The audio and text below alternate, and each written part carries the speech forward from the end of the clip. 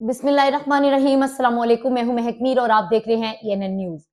डस्का में होने वाला एक ऐसा जुल्म बर्बरियत का वाकया जिसको शायद कभी भी भुलाया ना जा सके। इतने जालिम लोग जिन्होंने जारा नामी लड़की के साथ क्या सलूक किया, इस वक्त तमाम मालूमात मेरा ख्याल है कि आप सब लोग जानते हैं।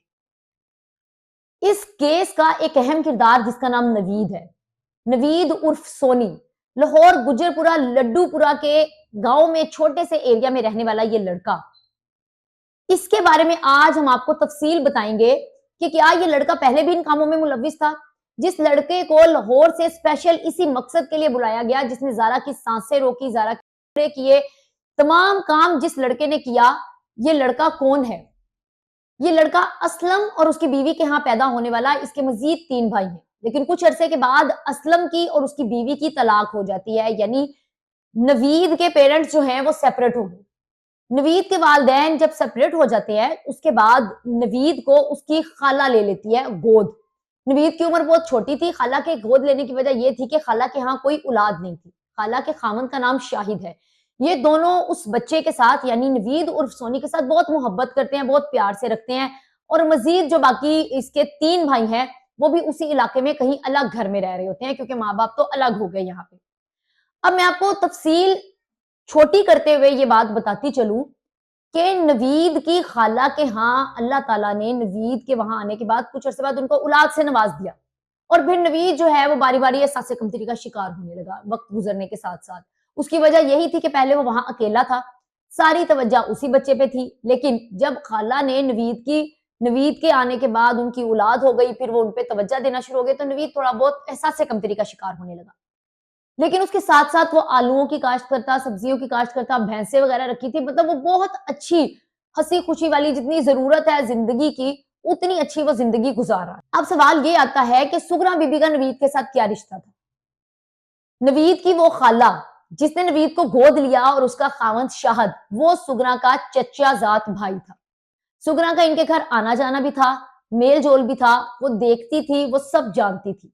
अब होता कुछ यूं है कि सुगना कॉल कर कर किसी भी तरीके से नवीद को अपने हवास बुला लेती है डस्का में, और जब यास्मीन के घर रखवाती है, फिर उसको वो मनाती है, पूरा केस उसके सामने रखती है और उसको कहती है हम ऐसे करेंगे, और उसको लालच देती है कि तुम भाई अब उनकी अपनी औलाद है, तुम मतलब एहसास कमतरी का शिकार हो या तुम इस तरह फील करते हो, महसूस करते हो, तुम्हें मैं ज्यादा पैसे दूंगी, तुम्हारा मैं इटली जाने का इंतजाम करूंगी, तुम जाना अपनी जिंदगी गुजारना। और यहाँ पर नवीद उनकी बातों में आ जाता है। ये वो नवीद है जिसको उसके माँ बाप के अलैदगी के बाद उसकी खाला ने ले लिया हुआ था। वो अब महसूस करता था खाला, वो खाला जिसके पास पहले औलाद नहीं थी, अब अल्लाह ने उसे औलाद से नवाज दिया था, तो वो एहसास कमतरी का शिकार था। वो फील करता था कि जी उसको प्यार मोहब्बत नहीं मिला।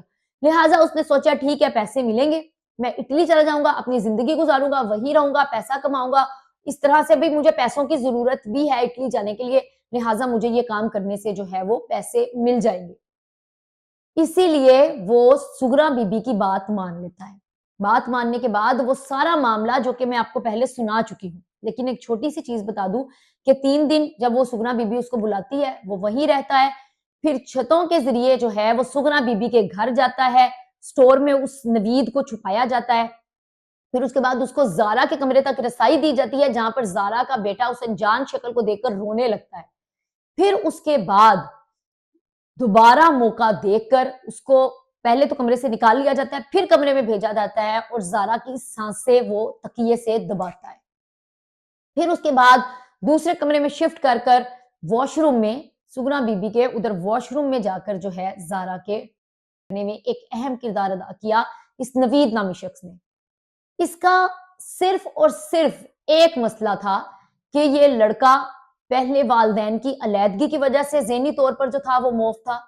फिर उसके बाद इसको इसकी खाला ने ले लिया, उसकी खाला के यहाँ औलाद हो गई।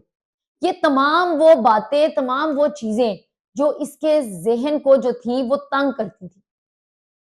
मैं कोई इसका साथ नहीं दे रही, लेकिन बताने का मकसद ये है कि एक इंसान के साथ उसकी हिस्ट्री कोई जुड़ी होती है जिसकी वजह से वो कोई ना कोई कदम उठाता है। तो ये वो लड़का था जिसको उसके माँ बाप की तरफ से भी तवज्जो और मोहब्बत नहीं मिली, फिर जिन लोगों ने इसको लेकर रखा उनकी तरफ से भी इसको वो प्यार मोहब्बत तवज्जो नहीं मिली, जिसके बाद इस इंसान ने पैसों की लालच में आकर اٹلی جانے کی لالچ میں آ کر یہ اتنا بڑا قدم اٹھایا کہ آج وہ موت کے منہ میں جا رہا ہے، وہ جیل کی سلاخوں کے پیچھے ہے۔